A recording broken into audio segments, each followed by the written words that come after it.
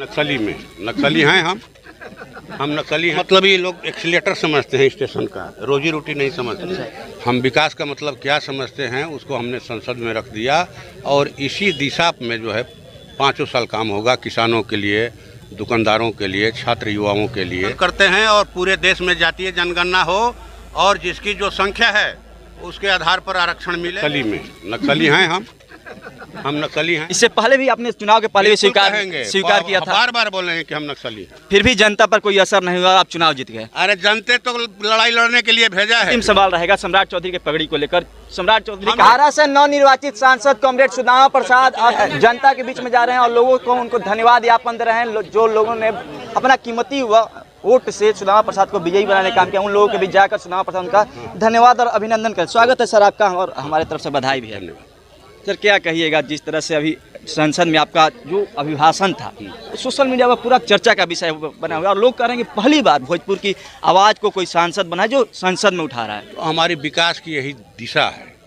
हम विकास का मतलब क्या समझते हैं उसको हमने संसद में रख दिया और इसी दिशा में जो है 5 साल काम होगा किसानों के लिए, दुकानदारों के लिए, छात्र युवाओं के लिए, ठीक ना, गरीबों के लिए, चाहे वो शहरी गरीब हों या ग्रामीण गरीब हों, सबके लिए हम। सर आरा में कही जाती है, चलिए आरा में जो बिजली की समस्या है सर, कि बिजली की समस्या को लेकर विपक्ष बार बार ये आरोप लगाया जब से चुनाव खत्म हुआ कि अब बिजली की समस्या ऐसे ही बरकरार रहेगी। विकास पुरुष कहे जाते थे। विकास का मतलब ये लोग एक्सीलेटर समझते हैं स्टेशन का, रोजी रोटी नहीं समझते।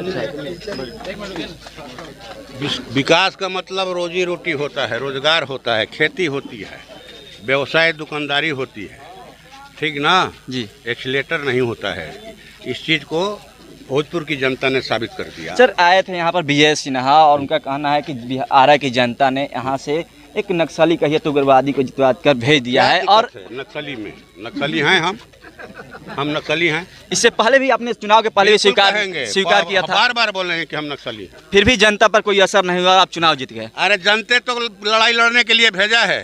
जनते जिनको दादा बाबू लोग खाट पर नहीं बैठने देते थे, चुनाव में वोट नहीं डालने देते थे, दिन भर खेतों में खटवा करके मजदूरी नहीं देते थे, गरीबों की बहू बेटियों के साथ बलात्कार करते थे, उसी के खिलाफ में तो लड़ करके हम लोग यहाँ तक। विजय सिन्हा यहाँ आया, उनके स्वजातीय के दौरान 2 दलित की हत्या हुई, एक मासूम 2 साल के बच्चे की हत्या हो गई। इस पर विजय सिन्हा ने कुछ नहीं टिप्पणी किया। क्या करेंगे, वही लोग तो माने ये सब चीज कर रहे हैं, वही लोग कर रहे हैं, उनके ही लोग कर रहे हैं ना, उन्हीं के लोग कर रहे हैं। चलिए हॉस्पिटल में मिल लिया।